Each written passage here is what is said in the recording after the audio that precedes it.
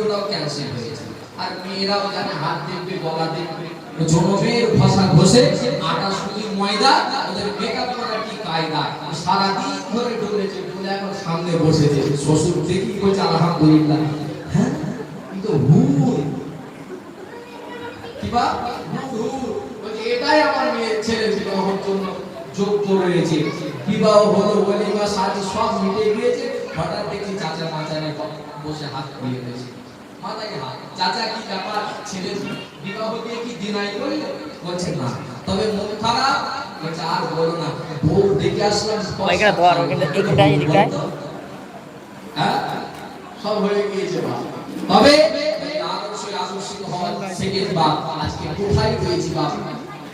হযরত ইমাম হোসেন বসার ব্যবস্থা করেছেন, এটাকে বসিয়েছে, আর এদিকে তিনজনে বসে প্রথম প্রশ্ন হযরত ইমাম হোসেন করছেন কি, এই 8 বছরের ছোটটি নারী তুমি বলো যে 6 বছর বয়সে কি কারণে ওই দেশের জেলখানার ভিতরে বন্দী হয়েছিল, কয়েদি হয়েছিল?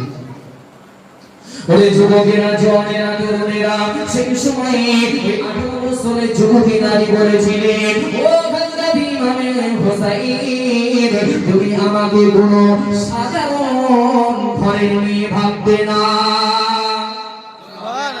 ও হযরত ইমাম হোসেন, আমি হলাম রোম দেশের বাদশার কন্যা। ও হযরত ইমাম হোসেন, রোম দেশের বাদশার কন্যা। আমার দাদু জান হঠাৎ এক তারিখে আমাকে ডাক দিলেন, চলো মা চলো খেলা দেখিতে যাব।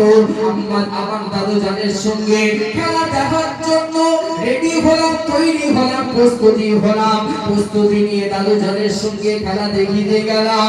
ও হযরত ইমাম হোসেন, যখন দাদু জানের সঙ্গে খেলা দেখিতে যায়, আমি লক্ষ্য করে দেখি ছোট ছোট মানুষেরা একটা যুবককে ঘিরে দাঁড়িয়ে রয়েছে। সেই যুবকের হাতে আর পায়েতে দড়ি বাঁধা, ওই যুবকের পেছনেতে ফুটান্ত তেল টক টক করে ফুটতেছে। ও হযরত ইমাম হোসেন, আমার দাদু জানকে আমি জিজ্ঞাসা করলাম, ও দাদু জান কি ব্যাপার? এই যুবকের পায়েতে দড়ি বাঁধা, হাতে দড়ি বাঁধা, আর এই যুবককে ঘিরে ছোট ছোট মানুষ দাঁড়িয়ে রয়েছে। আমার দাদু জান আমাকে বলেছিলেন, মা আজকের খেলা হবে মৃত্যু খেলা। এই খেলা দেখার জন্য শত শত মানুষেরা এসে হাজির হয়েছে। ও হযরত ইমাম হোসেন, আমি দাদু জানকে জিজ্ঞাসা করলাম, দাদু জান কেন মৃত্যুর খেলা, কি কারণে মৃত্যু হবে?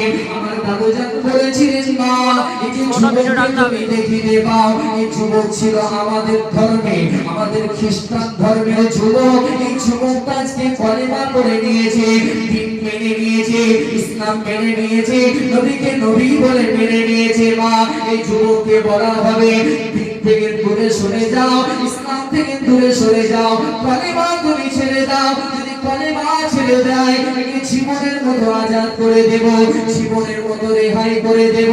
যদি কলেমা না ছাড়ে, দিন থেকে যদি না দূরে সরে যায়, ওই যে ফুটান্ত তেল দেখিতে পাও, ওই ফুটান্ত তেলের উপরে ছেড়ে দেওয়া হবে।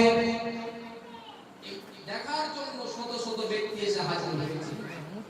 ও হযরত ইমাম হোসেন, আমি যুবকের কাছে গিয়ে হাজির হলাম, ভাইজান মৃত্যু থেকে যদি বাঁচতে চান, জীবন যদি ফিরে পেতে চান, এই কলেমা ছেড়ে দিয়ে আমার খ্রিস্টান ধর্মটাকে মেনে নেন। ও হযরত ইমাম হোসেন, আমাকে ওই 6 বছর বালিকা অবস্থায় ওই সময় ওই যুবক বলেছিলেন যে 6 বছরের বালিকা তোমার কাছে তোমার জান প্রিয় হবে, আমার কাছে হযরত নবী মুহাম্মদ রাসূলুল্লাহ প্রিয়। জোরে বলেন আরো জোরে হবে না?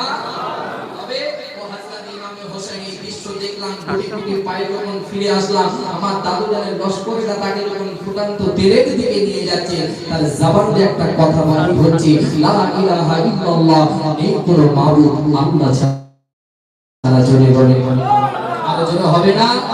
ও হযরত ইমাম হোসেন, আমি লক্ষ্য করে দেখি ওই ফুটান্ত তেলের দিকে স্বাধীনভাবে ওই যুবক যেন গুটি গুটি পায়ে এগিয়ে যায়, জবান দিয়ে বাহির হয়, লা ইলাহা ইল্লাল্লাহ, এই কোন মাবুদ আল্লাহ ছাড়া, মুহাম্মাদুর রাসূলুল্লাহ সাল্লাল্লাহু আলাইহি ওয়াসাল্লাম, নবী মুহাম্মাদুর রাসূলুল্লাহ আল্লাহ তাআলার পাঠানো পয়গম্বর।